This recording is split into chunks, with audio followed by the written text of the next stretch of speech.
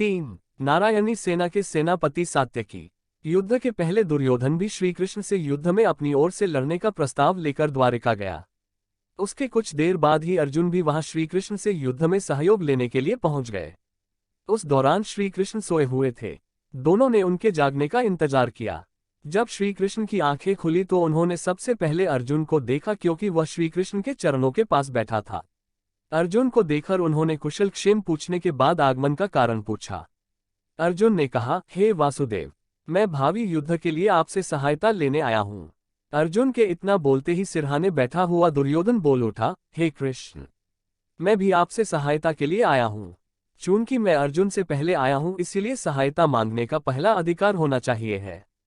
दुर्योधन के वचन सुनकर भगवान कृष्ण ने घूमकर दुर्योधन को देखा और कहा, हे दुर्योधन, मेरी दृष्टि अर्जुन पर पहले पड़ी है और तुम कहते हो कि तुम पहले आए हो, अतः मुझे तुम दोनों की ही सहायता करनी पड़ेगी।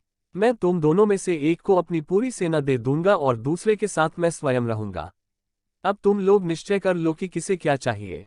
तब अर्जुन ने श्रीकृष्ण को अपने साथ रखने की इच्छा प्रकट की, जिससे दुर्योधन प्रसन्न हो गया, क्योंकि वह तो श्रीकृष्ण की विशाल सेना नारायणी सेना का सहयोगी लेने ही तो आया था।